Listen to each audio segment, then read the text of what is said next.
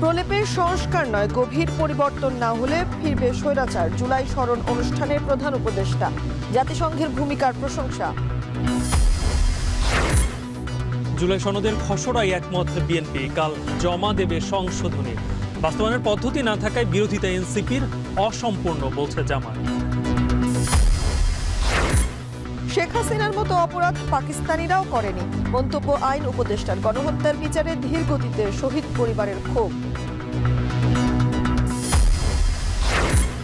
Peer বোঝে না দেশের মানুষ, মন্তব্য মির্জা ফখরুলের।